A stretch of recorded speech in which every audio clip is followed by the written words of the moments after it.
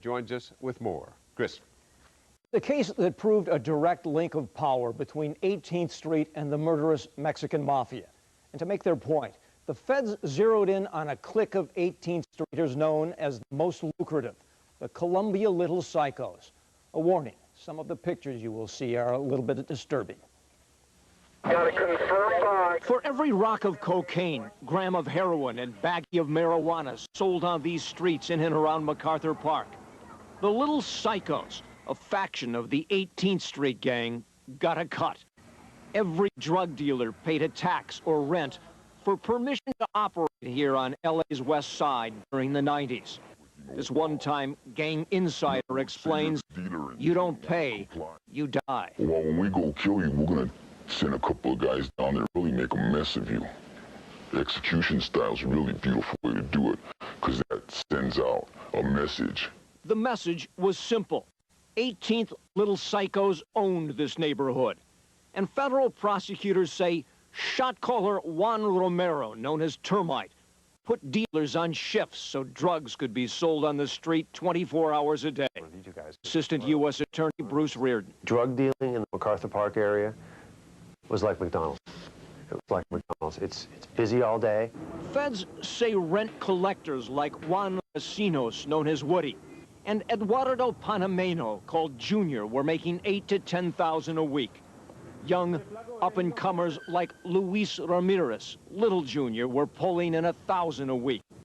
Hitman and workhorse Anthony Coco Zaragoza, 18, boldly tattooed on his face, was receiving nearly $300,000 a year while locked up in prison. They patterned themselves after East Coast organized crime, and they do relish the trappings. Moving into this ritzy Burbank compound, one shot caller even displayed this framed picture of Al Pacino playing The Godfather. There were lowriders, SUVs, Mercedes, jewelry, jet skis, nice offices, and expensive helicopter rides. By the late 1990s, prosecutors say 18 Lil Cycos were collecting about $4.5 million a year. They washed money through a couple of restaurants, a used car lot, and a juice bar. Former federal prosecutor Luis Lee. They ran it essentially like a corporation. Gang accounting required all the cash to be marked so the Mexican mafia knew who was paying taxes. Francisco Martinez, known as Puppet, was at the top of the Lil Cycos money chain. M.A., short for Mexican Mafia, tattooed on his chest. Puppet was really the puppeteer. He was the godfather of this entire operation. Every decision on the street went through him. Investigators say when Puppet went to prison in 1994, he ordered the execution of Carlos Lopez, known as Truco. Truco and his aunt Donatia Contreras ambushed with AK-47 submachine guns. Truco, a rival Mexican mafia associate, had tried to move in on Puppet's territory. Disrespect will not be tolerated. With Puppet behind bars, feds say his wife, Janie Garcia, became his voice on the street. Called the Lady Boss or Black Widow, the FBI saw rent collectors delivering tens of thousands to her house in Monterey Park. Inside this pool hall, collector Lefty Gonzalez was executed after disrespecting her, making a $10,000 payment in $1 bills. They finished him off with a round in his mouth. Several years later, the FBI found nearly $500,000 in cash during a search of 3 houses connected to Janie Garcia. $10,000 stashed in a vacuum cleaner, $40,000 in this duffel bag. Feds traced another $162,000 she spent in cash. All this while holding a food stamps card. After agents confiscated the cash, from prison, Puppet Martinez ordered a hit on one of his most loyal lieutenants, suspected now of being a rat. On this street, the lieutenant survived 7 bullet wounds. Not long after, 18th Street soldier Alberto Pina, known as Nefty, was arrested with 2 assault rifles near his bed. 18th Street at war with each other. And that turned out to be its demise. The FBI moved in part to stop the killing. Just this month, mafia boss Puppet Martinez was sentenced to life in prison. A dozen Lil Cycos are already doing prison terms ranging from 5 years to life. Another dozen will be sentenced between now and this June. Ironically, there was never a rat in the organization at all, only federal wiretaps. John? Thanks, Chris. You are now tuned in to Dusty Vision Radio.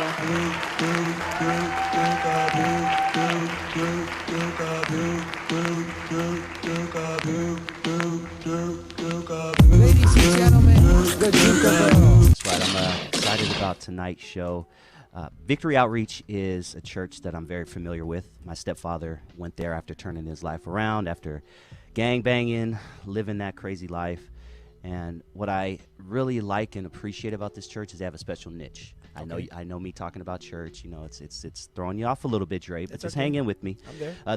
This church specifically, I guess, targets or goes after people like my stepfather, the veteranos, the gangbangers, the people who society don't necessarily approach.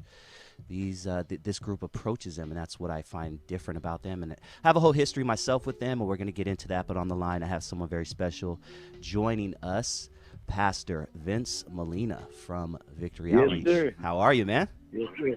I'm doing good, man. Just got home a little while ago and just looking forward, excited about the interview and just chop it up a little bit. Yeah, looking man. forward to it. Well, let's get right into it. Let's get right into it. Yeah. Tell me about, from your knowledge, tell me about the history of Victory Outreach. Well, it all goes back to New York City. Our founder, Pastor Sonny Arganzoni, was reached by David Wilkerson, which reaching into the New York City streets. Our founder, Pastor Sonny, was a drug addict, running the streets and all that. And David Wilkerson had ministered and reached a gang member by the name of Nicky Cruz. Part of the Mau Mau group, Mau Mau gang there in New York, treacherous gang members back in the, I believe, late 50s, early 60s. They were in Nicky Cruz. The cross and there was a famous The book. Cross and the Switchblade, absolutely. Cool. The Cross and the Switchblade. Go for it. Keep historical book. Yeah, historical book. And through David Wilkerson reaching Nicky Cruz, then them reaching Pastor Sonny Arganzoni. They reached him. He's a drug addict. He got miraculously saved, delivered from heroin addiction. And it was really Nicky Cruz that really went out above and beyond.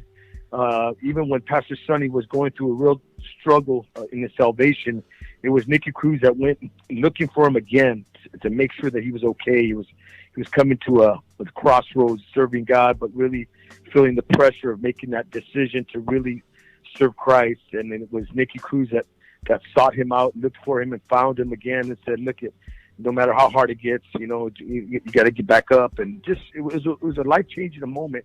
And if it wasn't for Nicky Cruz going after Pastor Sonny during his struggle of salvation, I don't know where we would be. A lot of us would be, but thank God for men that were obedient to reach the lost and those that are hurting and those that even struggle sometimes coming out of that lifestyle.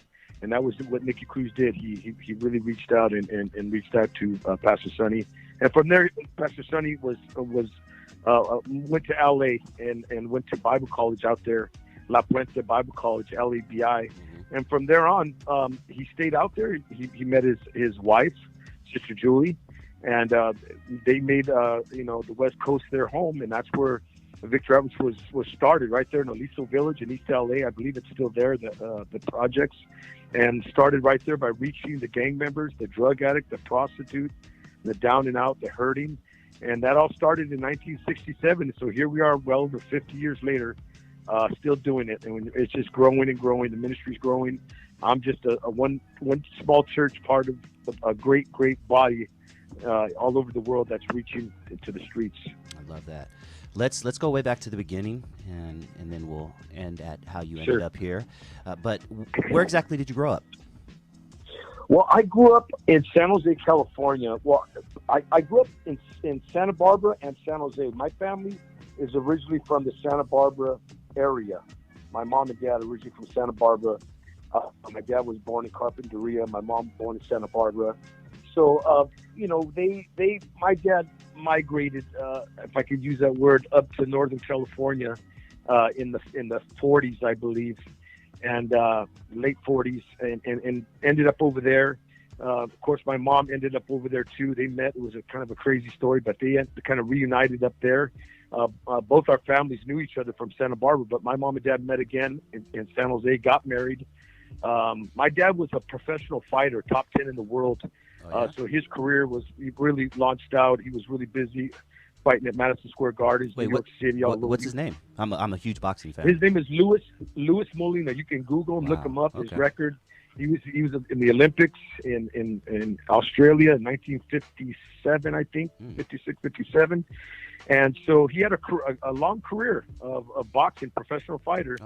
And of course, married my mom, began to have some kids, with total 5 kids, 5 siblings. But in 1974, 75, we went back to Santa Barbara. And that's where we found ourselves, me and my brothers, getting involved in a lot of things at a young age. My brother was a heroin addict. My other brother just running the streets. And then eventually I found myself trying to identify with my brothers at a young age of 11 and a half, 12 years old. Just began to search for, excitement, fun, acceptance. So I began to run the streets too.